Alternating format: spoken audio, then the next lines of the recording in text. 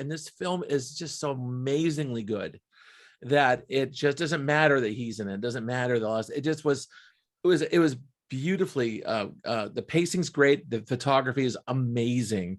And it just was a slice of life. You want to see stuff about life you don't know anything about. Jem being a gem merchant in New York and, basketball betting and things like that. I don't know anything about that and don't care. I made me care about it. It's a brilliant film. Well said. Well said. I agree with everything except that I don't care that you said the part you said where it's like I didn't even care Adam Sandler was in it. I think he's great in it. He's great. I was still absolutely. He was incredible in this film. This is was they wanted him. Did they really? They couldn't get him at first. How did he get cast? Who's the story? They wanted him. Mm-hmm. They couldn't get him at first. Jonah Hill signed on. Mm-hmm. Jonah Hill. Imagine that. Jonah Hill was going to play the lead. Yeah.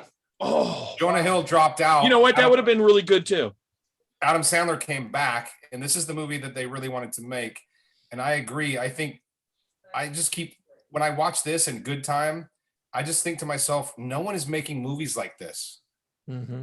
And these are really, really special filmmakers. That's why I'm so excited for their fucking weird HBO Showtime TV show they're doing, which is about house flippers who buy a haunted house. Great concept. Okay, I'm on board. I'll watch anything these guys do.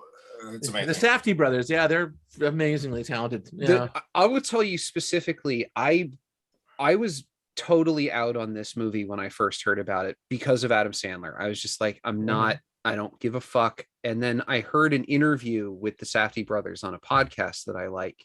And I'll tell you the exact moment that I got sold on it. One of the hosts on the podcast said, the thing I love about this movie is it shows you every individual kind of New York shithead. And I was like, I have to see that. I have to know. Mm-hmm. And then I watched the movie and I was like, it has every kind of New York shithead. Like, mm-hmm. it's unbelievable how well they can capture the specific nuances of the type of horrible people you meet in the Diamond District. But if you're talking about Adam Sandler specifically, he now has a handful of roles where when he's used in the right film, mm-hmm. with the right script and the right director. So I'm thinking of Punch Drunk Love. Mm-hmm. I'm thinking of the Meyerowitz stories, which is great. Yeah, I'm thinking of this one, Wedding Singer. Right, The Wedding Singer. Yeah, he's great. Mm-hmm. He's fucking great. I mean, Billy Madison to an extent, dude. The Waterboy is one of my favorite movies of all time. But the thing is, with that one, he's like, we're playing at a low level here, but he committed to the bit so hard that you'd never look back. Right. That's the problem with a lot of his movies. Is a lot of his movies feel like he showed up to collect a paycheck. Right. Like, I'm gonna make the Adam Sandler faces.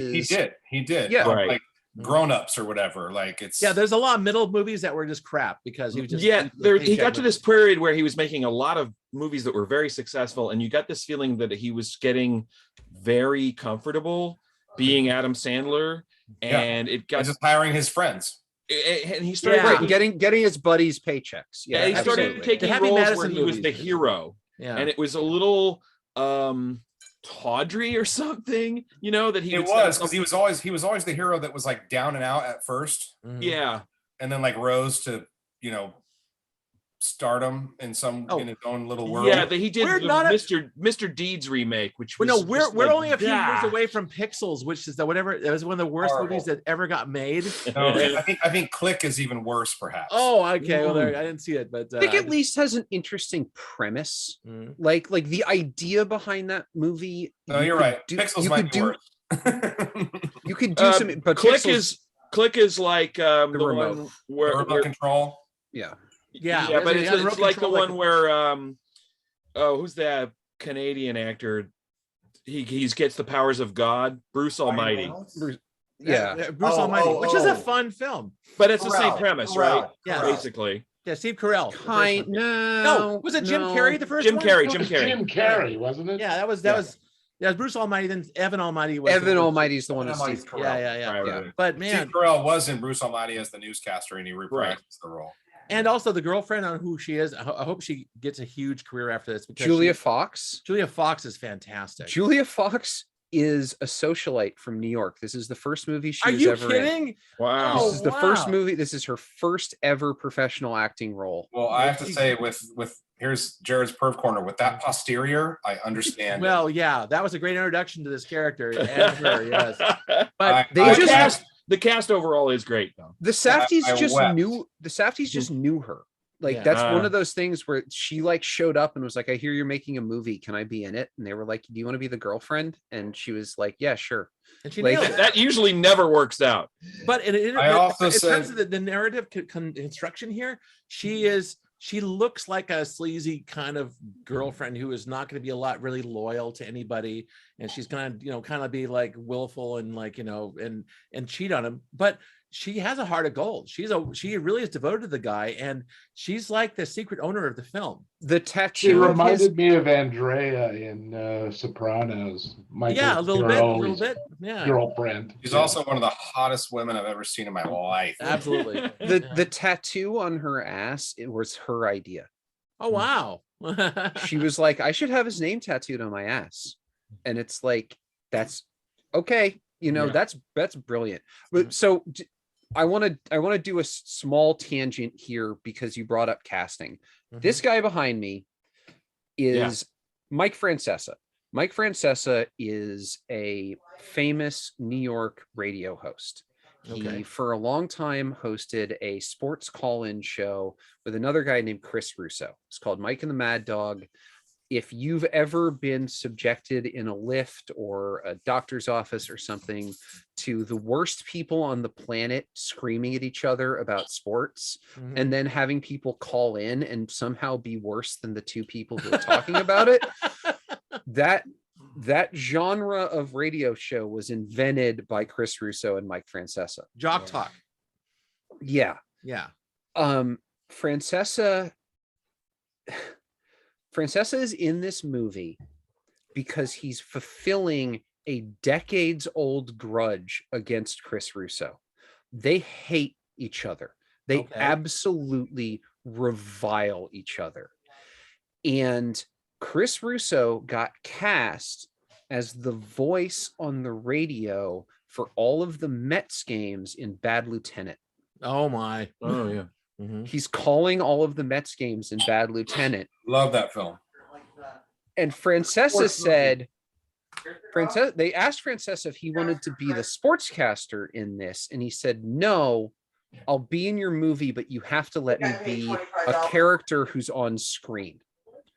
Because Chris Russo is never on screen in Bad Lieutenant. So he has to be on screen in this.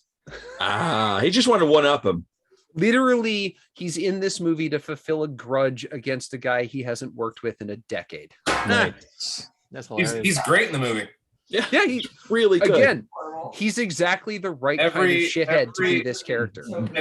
Right. And it's like, I don't know anybody who looks like that guy, but it's That's like, what he looks like. wow. This And a guy lot at the of end the- who looks like The high roller, kind of the high like- roller guy at the casino.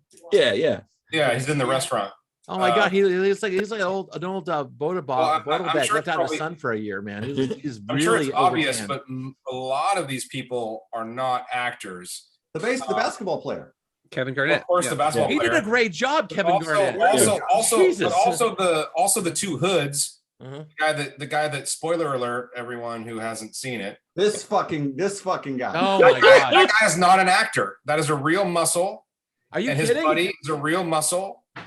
And then the Oh. two jewelers, of course, the jewelers that he pawns Kevin Garnett's ring to at first, those guys are, of course, just real jewelers in New York. Oh yeah. More people the Safdies just knew. Yeah. Yeah. But also, it's like you can do typage because you're doing, you're not asking to be like, spaceship pilots. You get to be a jeweler in this thing, and it's like they know. I that- love those guys who were like, Bubby, you But okay, it Bubby? made it incredibly authentic. The whole thing felt completely real. Yeah, it Yeah. did. And what I loved about it is like it had that level of realism to it. And then it added this very weird layer of like zooming into the opals and playing that was Tangerine amazing. Dream Vangelis music through the whole Weird score. Al, the music was a thing for me this time. I don't remember it irritating me as much the first It's time. so fucking loud. Well, it's No, kind no, of. no. It's I kind of. think I want to. Okay, if we're going to talk about the music, can I just say one thing, which is I think this score may be my favorite score of any film. Do you agree that it's annoying? No, I think that this is. I do. I think this music is one element that elevates this movie from being like your average, drama. It absolutely elevates it. But Like I'm saying this score is so incredible and is really what makes. I think it's what takes this movie to another level. But what it's it weirdly, does is but it's it weirdly retro. It First of ratchets all- up Retro 80s, the, basically. it ratchets up It- the it- tension. But it also goes. It It increases, also goes over. it increases the tension. It increases the tension, but it also goes over parts that you wouldn't think a score would go over. Like Yeah, but the he's opening, literally- it he's plays literally for a just long walking in- time. He's Oh, walking yeah. in and out of buildings, and it's going. Yes. It's like this weird. But I love that because movies don't do this. No, Yeah. they don't. This Which is is what I'm weird 'cause saying. it- These guys are making movies like no one else. Yeah. They just have a different vibe, and it's the vibe that I want to be friends with. It's the cocaine that's going through his system through the whole movie. Pretty much. It's like that's what's going on in his brain when he's Yes. walking around. Yeah. So as the movie gets more tense, the music gets more discordant, and it makes everything like it makes you feel like anything can happen, and then No. it does. I literally was Except there's texting like a friends. a soft jazz in A little it. bit, but there's like a lot of Yeah, square wave. There's a lot of but that's square still wave love, that discordant. irritating. It's tone. never. Yeah. I'm expecting people just being like, please re-listen to the score from Uncut Gems. Funny It's thing always is, it's always like 15 degrees off from whatever's going on right. screen. Yes. Yes. But in turn, it makes it more I think emotional. It makes I- it more. I agree. It makes it stressful. it is. right. It adds the It- stress. It's actually It does something else to you as a viewer that Yeah. you can't put your finger on. Yeah. And I think that's a great thing Chad said, is that it shows you the internal state of the Adam Sandler character. In that I think it's a great portrayal of a kind of person who is like frenetic, and he's absolutely at the whim of his own emotions. It's No like he boy. can't do anything really. He's helpless. He's just pushed along by his own feelings at whatever's happening from moment to moment. Well, the fact is, he's a gambler. It tells you he doesn't have a lot of emotional control. Well, and going back to Absolutely. what- He's so easily manipulated. It's like, his girlfriend in that opening scene, get in the bed, cuddle with me. And then the give me the opal. It's like, what a fucking dumb thing to do. Give me the opal that I just got that's worth $1 million. Let me have it. He's showing that he's like a slave to like the whole that being a sports fan, which I think is interesting because there's this sports fandom runs like a current through this entire movie, right? Well, it's Yeah. kinda like, And I think it's one of the most destructive things in American society today, in terms of like the That and normalization of gambling and normalization of like all that stuff is just evil, but it shows it so well. You know what I But mean? what does he do after he gives Garnett the opal? He He takes goes his and pawns phone. the ring. No. Immediately. Pawns the ring. Yes. No, immediately. He takes his phone out. and he shows him the video about how No. After he lends it to him, he takes his phone out and he takes a selfie with Kevin. with him and Lakeith Yeah. Stanfield and Kevin, Yeah. and he says, "At me," and gives him his Twitter handle Yeah. Uh-huh. because the only thing he cares about in that moment is that Kevin Garnett's going to get him more business Yeah, that's by right. adding him Yeah. because he's in the selfie with him. Uh-huh. Going back to going back to what Tad said about every sort of personality of a New Yorker is sort of represented here in the movie. Yes. No, I see a parallel here in that respect to the Taking of Pelham 1, 2, 3. Like these are real New York personalities that are gruff and like even Sandler's character constantly telling people to fuck off and fuck you and yelling and screaming. I love And that. everyone is yelling and screaming in this movie. Like here in California, if we came across these people, we wouldn't know what the fuck to do. Uh-huh. Yeah. Pretty much. These people are crazy. Speaking of which, that I I forgot who did the soundtrack for Pelham, but I'm harkening back to Enter the Dragon from last week. The soundtrack, the music you talked about as being dissonant.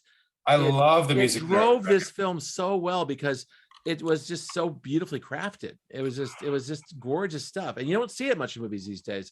Usually, they try for an anonymous feel. This was very on top of. No, it's very specific. Yeah, but it was again. It was like having Kevin Garnett in there and having these real characters in the film, changing subject slightly is I thought made it just feel amazing. And the actual good actors job, like Arnett. Lakeith Stanfield and Adina Menzel's really great in it. Well, Who Lakeith knew? Lakeith just does no wrong. Yeah. Right. Now, Lakeith's character is actually his job is bringing cool black people into that jewelry shop, Into right? the store. That's Well, his and job, to try right? to try to sell his watches. He wants Yeah, to sell exactly. his And a bunch watches. of other stuff. So it all was kind of a But symbiotic relationship. Which Lakeith great. is such a star, and here he is. He can play this sort of like gangster douchebag and do it with such authenticity. Like you would have think he walked in off the street and just was in the scene. Yeah. Well, he was in the that nightclub scene, which was my favorite part, the heart of this entire movie, if you ask me. The weekend. The weekend with the The one weekend, with the yeah. Weeknd. And Yeah, that was the weekend, wasn't it? Yeah. Yeah. Right, when I came out of this movie in the theater, I was joking with my friend. I said, you know, the most difficult thing about making this movie was probably getting the Weeknd's hair back to what it looked like in 2012. Probably. You think about it. This was because I remember Right. not to be like, Mhm. you guys know how the hipster burnt his tongue Okay, how? because he drank the coffee way before it was cool. Oh, nice. That's good. Like I was on the Weeknd back in like 2010 when he released 3 EPs on his own with no label. Wow. And I was upset. Like I told my girlfriend at the time, I'm like, have you fucking heard this guy? He's called The Weeknd, but there's no E on the last part. That's so There's you can two- Google it. 2 out of 3 E's. Right. And I was Weeknd- like, but this Weeknd- motherfucker, I was like, he is the shit. And of course, 2 years later, Blows up. blows the fuck up. And so it was really fun to watch this movie and be like, oh, the song he plays in the film was on his first EP, which was actually my favorite track on that first So he EP. actually Oh, that's nailed cool. his 2012 look perfectly. Well, and again, like this is going back to like how much work they put into this was finding a basketball player who wanted to be in a movie. They were looking at Kobe Because- Bryant too. They were looking at Amari Stoudemire, Oh, who's wow. mentioned in the movie a couple of times. A basketball player who had a run of big game, bad game, big game in 2012. And then they went and found a musician who's big now, but was just on the upswing in 2012. And that's why they cast The Weeknd in it. That was And perfect. I love that Adam Sandler gets in a fight with I know. Well, I think that what the girlfriend was about to like, that was going to happen. oh yeah. Hey, okay, you guys, I want Jim's corner because I heard him sort of mutter that he turned it off after 20 minutes. You really? No, I turned it off after 20 minutes the first time I tried to watch it. Oh, okay. okay. I so- made it through.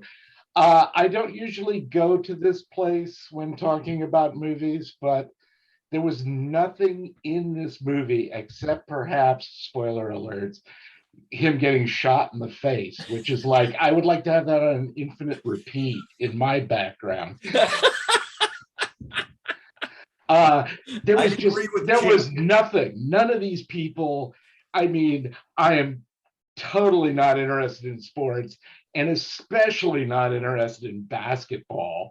I mean, and I've sat in 100-degree weather and watched a cricket match in fucking Malaysia. Basketball is the worst. And that whole scene where he's yelling at the screen. Oh, he also hits the screen too in the off-track betting parlor or whatever it is. No, he's watching it in his store, of course, after he While locks keeping the people in. hostage, you're going to kill them. Yes. Yeah. But I hate sports. I hate gambling. I mean, I've gambled a little bit, but the whole mentality of the gambler does not elicit any emotion other than revulsion in me. Adam Sandler is like worse than Jim Carrey. I mean, like early Jim Carrey. The whole fucking movie is like, God save me from New York self-loathing Jews. These two Safdie brothers just want to, they make Larry David's Curb Your Enthusiasm seem like a love fest, Holocaust denial comedy. As usual, Jim, you're making a weirdly good point. Yeah. No, this movie. No, you're not. But just tell me what you really think. I don't disagree. Jared, Oh, you I should don't disagree understand at this. all. I used to think that Funny Games was the worst movie I ever sat through, No. but no. Uncut Gems is the worst movie I've ever sat No. You're so fucking wrong on both accounts. I can't even fucking. But actually, let me back Jim up a little bit, because I saw this movie the first time I watched it on a plane. I think I mentioned this last week when you picked it. Like I watched the whole Can't thing. watch a movie on a fucking plane, dude. No, well, I watched it on my iPad, and I was like, my face is about this far from the screen, and I was basically rocking back and forth because I was like, as I think the reason Tad picked it is extremely tense, and I remember enjoying the hell out of it. This time, while I agree with everything you guys said about the casting, the performances, the fact that you're seeing a slice of New York that normally you don't get to see a lot. Everything Jim just said was a bigger factor for me this time, in that I also am semi-ambivalent about sports. I don't think you sympathize too much with gamblers. Why the fuck? And I found Sandler's Sandler's about character sports nor jewelry to enjoy. No, I know, but I found Sandler's character so it was tougher the second time around, just to like shit, man. I'm literally watching this fucking moron make a bad decision every single. And I know that's the point. I know that's the point. But when Sandler digs a hole, the whole movie is that. I'm watching the whole movie, just fucking digging a hole. And as good as this is, as well made as it is, although I do think it owes a great debt to the extended Ray Liotta paranoia scene at the end of Goodfellas. Yeah. I think it's like that, except or Narc. No, yeah. I just by the time when he finally gets his head blown off at the end, I mean, I'm dancing around the room practically. Like, thank God this movie had a happy ending. I fucking hate this guy. Okay, so hold on. If I ran across a TV show about some degenerate gambler who was also a jewelry, guy, and it was just like done in a very flat version, like, the hidden camera thing walking around, I wouldn't give a fuck about it, because I don't care about basketball. I don't care about gem sales. I don't care about this stuff. This movie was so beautifully crafted. So you're talking about cinema, photography, first act, second act, third act, a story, multiple interthreaded story arcs, all that stuff like that. It was so beautifully done that I had to thank this film for making me care about this stuff. Right. That's how I feel. I cared about watching the movie. I didn't care about a single fucking person in it. I hate it. They're all horrible people. I don't think you have to care. You don't have to care about. I like Judd Hirsch as the dad. He was the best part of the movie. One of the few sympathetic characters. I don't think you have to care about Sandler as a character. What you have to care about, when he gets smoked at the end, you even if you hated him, there's a part of you, at least I would think, that you have to understand that, like, oh man, he just finally did it, and then they in a split second. It's a very Sierra Madre end. It's a very tragic Sierra Madre ending. Very. Even Bogosian, who fucking hates this guy, gets swept up in the moment at the end. Yes. Well, you know what? When you start hiring goons to do things for you, they're unpredictable, man. They're like a loose can in the deck. They're going to kill everybody who gets in their way. That's how that works. It was a nice touch having him, the loan shark, be his brother-in-law. That was, and also they were very collegial during Passover. It was very interesting. Right. They were like, they're playing their part. No, there was one. But if those guys hadn't smoked him, I mean, he won like $1.2 million. Like, he would have given them. It would have been totally profitable. He would have paid somebody to shoot him. No, it's very Sierra Madre kind of at the end. Yeah, there's one scene. It is Sierra Madre. There's one scene in the film. Hold on, in the middle part where he was home after Passover. He's talking to his kid in his room, and the game's going in the bedroom, right? And the rest of the wall is just filled with collectibles. Yeah, collectible action figures. I'm thinking, God, this is the kind of horrible, kind of like materialistic, superficial family that I just hate. Set dressing in this thing is impeccable that way. It is. It feels so authentic, but also it made me sort of be like, if you're really, really rich and you decorate your place like that, you kind of suck. Yeah. Well, like, well said. The kind of jewelry he's selling There was the president we had. There was this president we had. The thing with the fucking eyes going back and forth. Oh my God! Oh, the I love the Furbies though. So That was funny. shit. So that's terrible. when I was 100% in on this movie. I was love like, the Furbies, dude. I was literally like, so hold on. I want to take a second here because I want to say that one, I agree with Jim and Chris. Okay. I love this movie.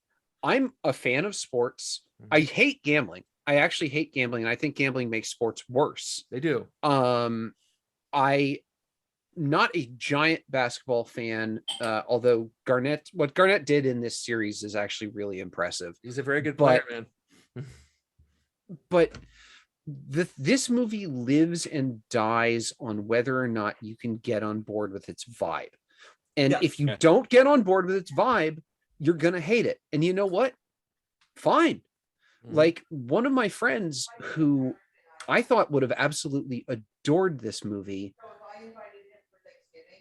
we had several long disagreements about this. And he's a giant sports fan. He loves basketball. He is a gambler. And he was just like, I hated it. I hated Adam Sandler. I hated the direction. I hated the cutting. Like he hated the whole thing top to bottom. Right. Wow. This movie is extremely divisive, and it entirely depends on how much you get behind its vibe. And as soon as I saw the fucking bejeweled Furbies, I said, I know what this movie is, and I'm in. Like I was in when they were in the beginning credits when they were fucking going through the goddamn that to me just Jewel, and then the Uncut Gems thing comes up. I said, and the sound again, you guys like it could have been a Star Trek movie. Yeah, like that Vangelis. It also could have been. It also could have been Fight Club. And I also, but it's like, but I could tell it was even better than Fight Club. And I don't fucking care about sports. I fucking don't give a shit, and I know nothing about jewelry or the jewelry business, but I fucking still. But this is but my point is like, also I do feel like in the same argument that you made about Funny Games, at least the movie made all of us feel something. Oh yeah. Felt sick, but yes. Well, I often say that if you hate a picture or you love a picture, for the record, I do not hate that's a dog consuming its own vomit. I mean, that has an emotional impact. But see, that's why I know that as much as Jim hates this picture and Funny Games, I know they're good movies, because if he just went, then that means if it washed over you, it'd be worth right. it. That's not a good movie if someone if you forget about it after This is not one of those movies. This is not. This is not Miss Congeniality 2, Armed and Fabulous. We're not going to just forget it as soon as we. Right, like if you go to dinner and you're fucking dissing a movie for 30 minutes, that means it's a good movie. Actually, it means it got you. Maybe they did something. Maybe they did something. But if you're also, or it might be worth watching. Or it might be WR Mysteries of the Organism. I also enjoyed. Well, mind you, that film had me back in like 1981, so no fair. And for the record, I did not hate this movie. I think it's extraordinarily well made. For whatever reason, I felt more trapped by his character this time around. Maybe because I wasn't trapped on an airplane. Maybe also because you knew where it was going. Also. Well, I knew where it was going from the beginning. You watched that before the pandemic. If interesting enough, I watched this movie March 7th, 2020. Right. You watched it before the pandemic. You watched it before everyone got trapped. Oh yeah, I saw this in the theater. I saw this in the theater when it came out. Mm-hmm. Yeah. But that's what I'm saying. Like, if it maybe there's a thing there of sure. Maybe you're the one who's stuck in the security doors watching Adam Sandler dance around. Well, I saw this at the Alamo Draft House when it came out. Went out and saw it, and it was about the point where he was at the weekend at the club where they shot that whole scene with blacklight. Oh my God, I was sucked right in. I was having doubts about it. That was just kind of a superficial, dumb film. At that point, it's like we are really going somewhere with this film. And All right. See, Adam Sandler, his character has no redeeming. That's what I'm saying. Zero. Oh, he's That's a what I horrible, just- horrible, selfish, awful human being. Who, And He then he has is, no. and it's like, okay, so there's a protagonist that I don't give a fuck about. And you know, I can No, deal the with protagonist evil of this movie is protagonists, his- but is I his can't son. deal with people who so banal in their evil. The protagonist of evilosity. the protagonist of this film is not Adam Sandler, it's his son. What? Sure. I say it's his Gumar. I say it's I his don't think Gumar. so. His And son his has son was Gumar is played the other by protagonist. Jonah Hill. No, it's the Jonah Hill in Training. everything that he's I- doing in this Fat movie is little because fuck. he's Just wanted He's- to grab his cheek. I disagree. Okay, I'll submit this. I disagree with all of you. The reason why Adam Sandler is perfect for Welcome, this Jim. role. Oh, he's his. No, Adam Sandler is perfect for this There it role is. because we already sort of kind of like him, just as like if you put someone that was not inherently likable off screen, just as a personality, this movie would not work. The reason, I mean, there's so many reasons this movie works, but one of them is that Adam Sandler is just sort of a fun, likable dude in real life. So He brings something in from his background. So part of us just, we go with this despicable character because we know that it's fucking, you know, on Adam Sandler. Adam Sandler. Mhm. And you're like, he's not a fucking horrible dude. Listen, because, He is and a I say horrible this, dude. I say this fully knowing that this character is despicable as fuck. So you have to cast someone that we're already sort of rooting for. All right, I think a slight moral. Steve Carroll, maybe. No, a slight moral George layout Clooney. before we actually finish this thing. Or George is that- Clooney. Fuck George Clooney. No, Adam He can't Sandler's act. character- I don't see, but that's the Too thing. handsome. Adam There's Sandler's very few people I think who actually could have played this part effectively. Like I don't agree with Jared completely, but I think he was absolutely the perfect casting for this role. Agree. He's good. He's very good in it. Okay, so the you, thing about you this agree with character me, is but that- you want to say you don't.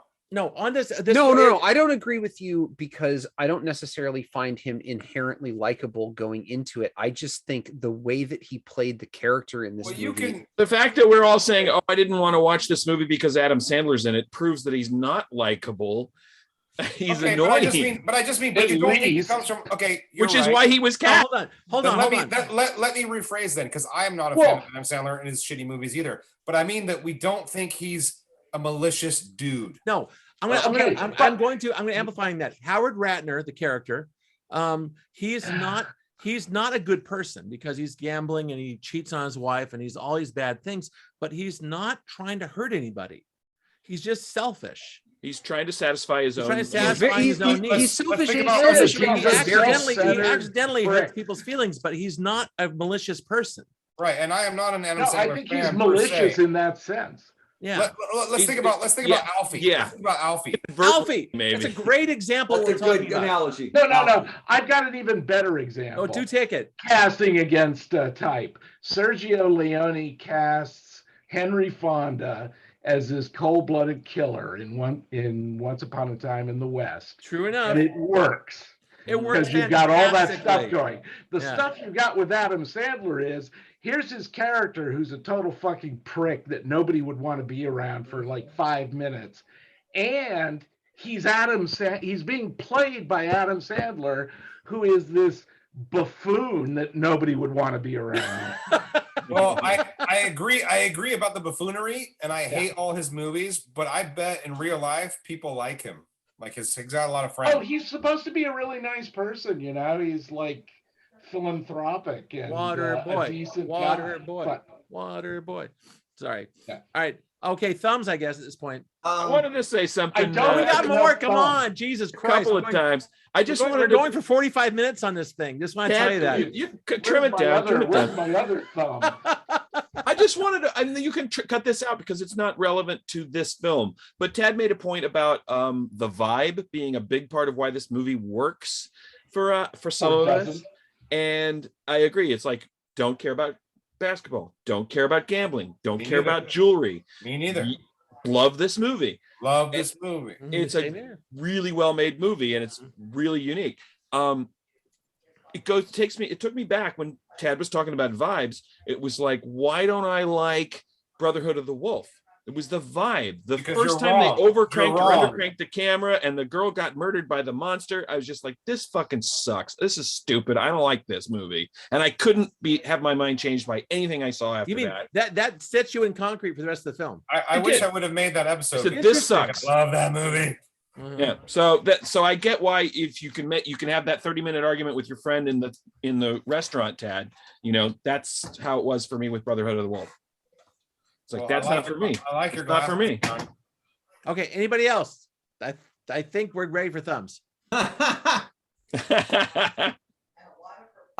still give it a thumbs up for sure.